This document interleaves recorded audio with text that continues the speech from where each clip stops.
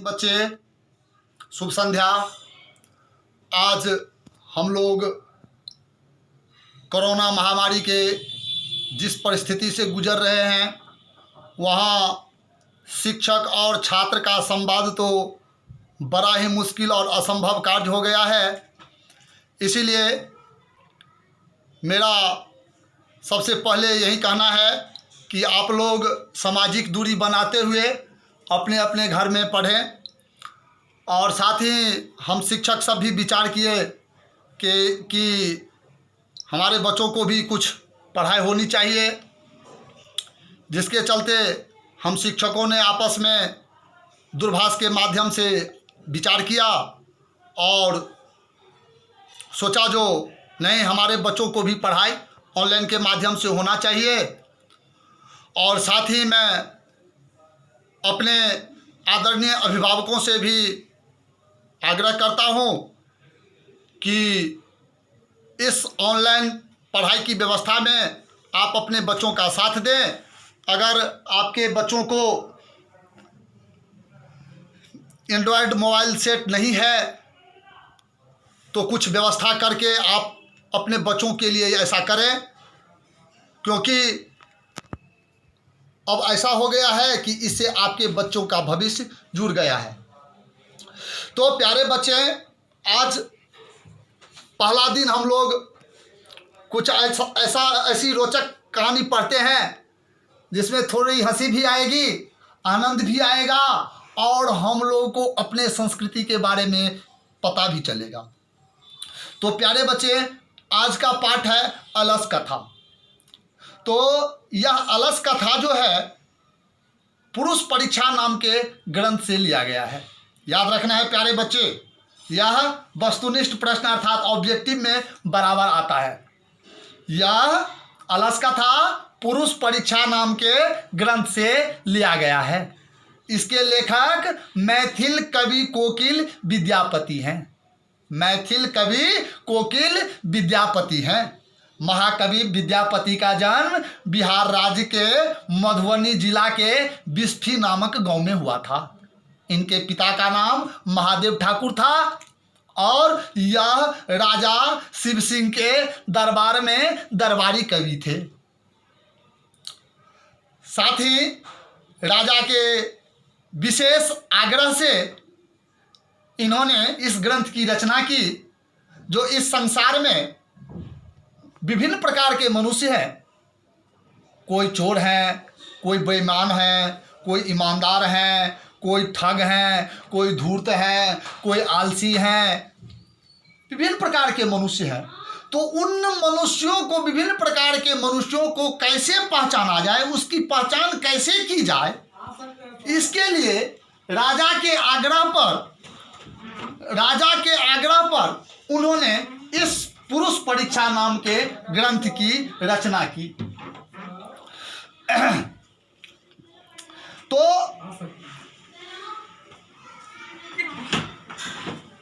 रुको। तो इस पुरुष परीक्षा में विभिन्न प्रकार के पुरुष, चोर, बेईमान, ईमानदार, ठग इत्यादि पुरुषों की पहचान की गई है। अब हमारे इस पाठ में आलसियों की पहचान की गई है। यह अलस कथा जो पुरुष परीक्षा ग्रंथ से ली गई है, तो इस कथा के द्वारा महाकवि विद्यापति आलसियों का पहचान किए हैं। पाठ विद्यापति कृतस्य कथा ग्रंथस्य पुरुष परीक्षेति नामकम अंश विशेषस्य बंद कटो में आलसियों का पहचान किया गया है। तो आइए हम लोग पाठ प्रारंभ करते हैं। अयं पाठ विद्यापति कृतस्य कथा ग्रंथस्य पुरुष परीक्षेति नामकस्य अंश विशेषो वर्तते।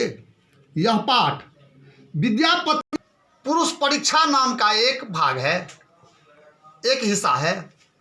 पुरुष परीक्षा सरल संस्कृत भाषायां कथा रूपेण विभिन्नानां मानव गुणानां महत्वं वर्णयति। पुरुष परीक्षा सरल संस्कृत भाषा में कहानी के रूप में विभिन्न मानवों के गुणों के महत्व का वर्णन करता है। दोषानाम च निराकरणाय शिक्षाम ददाति, और दुर्गुणों को दूर करने के लिए शिक्षा देती है। विद्यापति लोकप्रिय मैथिल कवि कोकिल आसीत। विद्यापति लोकप्रिय मैथिल कवि कोकिल थे।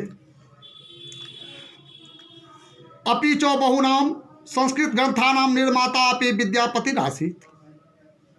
इतना ही नहीं, और बहुत सारे संस्कृत ग्रंथों के लेखक भी विद्यापति थे।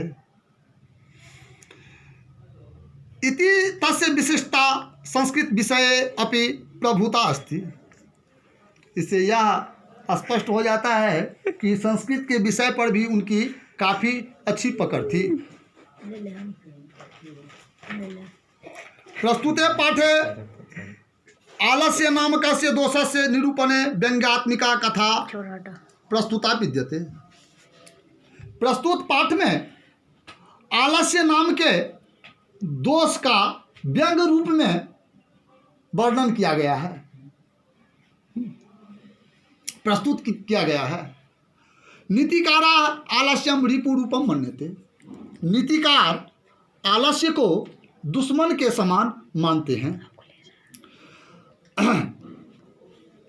तो प्यारे बच्चे, यह इस पाठ का परिचय था। अब हम लोग आते हैं कथा पर, प्रारंभ करते हैं कथा। आसित मिथिलायाम वीरेश्वरो नाम मंत्री।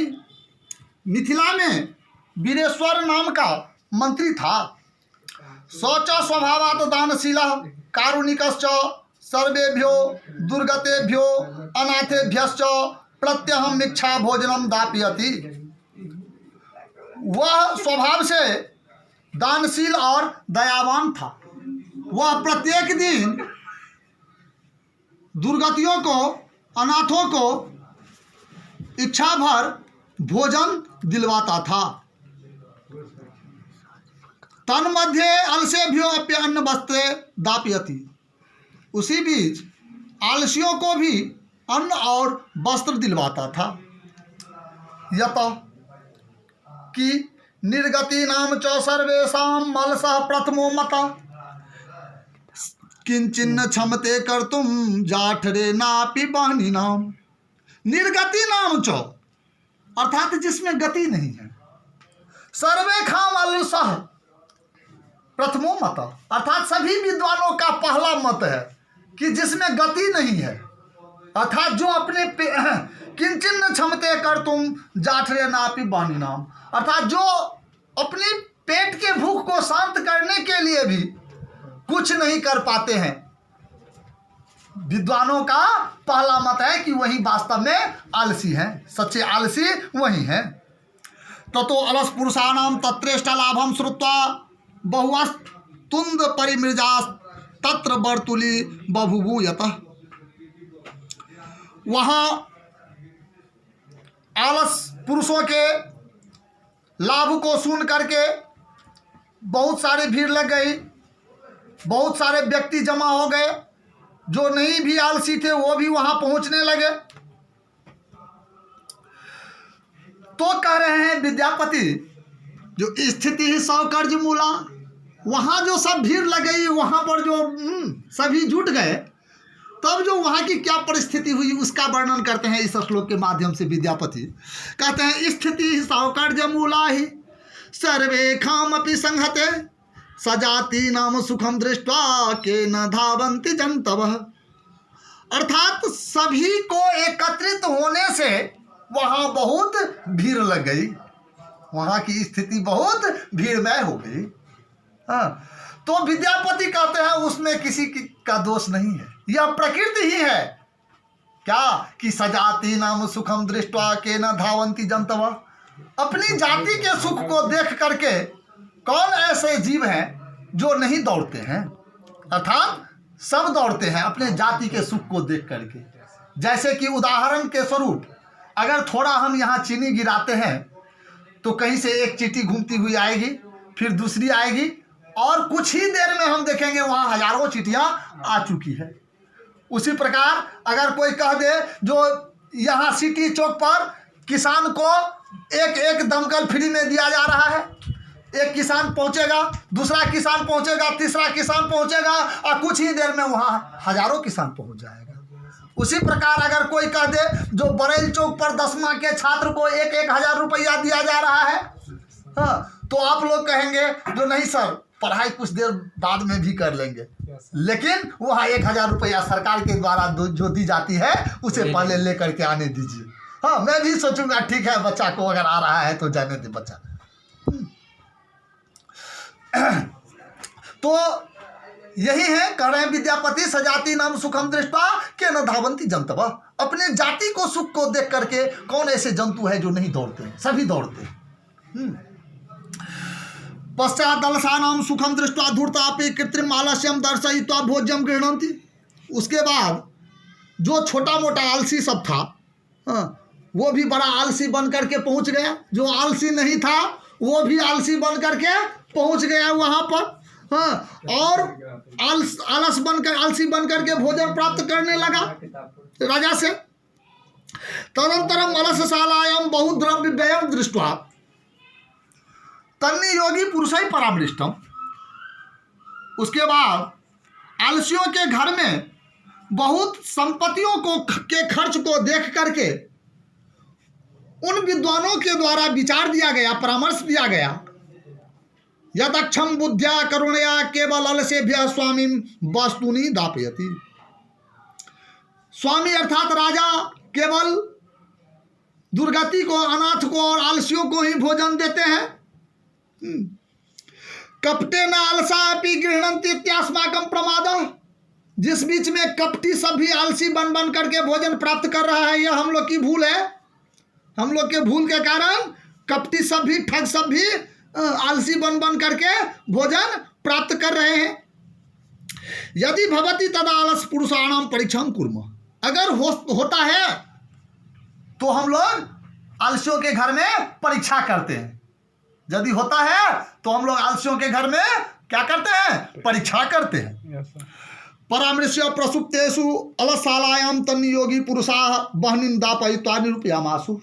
इस प्रकार से सोते हुए आलसियों के घर में विचार कर, इस प्रकार से विचार करके सोते हुए आलसियों के घर में उन विद्वानों के द्वारा आग लगा दिया गया। ततो गृह लग्नम प्रवृद्धम अग्निम दृष्ट्वा धूर्ता सर्वे पलायिता। उसके बाद घर में लगे हुए आग को देख करके जितने ठग थे वे सभी भाग गए। पश्चात दिखा दलसापि पलायिता। उसके बाद छोटे मोटे आलसी सब भी भाग गए। उसके बाद छोटे मोटे आलसी सब भी भाग गए। चत्वारः पुरुषाः तत्रैव सुप्ताः परस्परम आलापयन्ति। लेकिन 4 व्यक्ति वहीं सो करके आपस में बात कर रहे हैं। क्या बात कर रहे हैं? पहला कह रहा है वस्त्रेणावृत मुखे नोक्तम, अर्थात वस्त्र से मुंह को ढक करके बोलता है पहला आलसी। ओहो कथम अयम कोलाहला, यह कैसी हल्ला है। द्वितीय नोक्तम, तो दूसरा कहता है तर्कयते यदस्मिन् गृहे अग्निर्लग्नो अस्ति। ऐसा लगता है कि इस घर में आग लग गया है। ऐसा अनुमान किया जाता है, ऐसा तर्क किया जाता है कि इस घर में आग लग गया है। अब यहाँ सोचने वाली बात यह है कि सारा घर जल गया, सब निकल करके भाग गया अगल बगल वाला जितना था। अब कुछ देर के बाद वो घर जल करके नीचे गिरने वाला है, हाँ, उसमें सब जल करके मरने वाला है। और तब कह रहा है जो ऐसा अनुमान किया जाता है, ऐसा तर्क किया जाता है कि इस घर में आग लग गई है।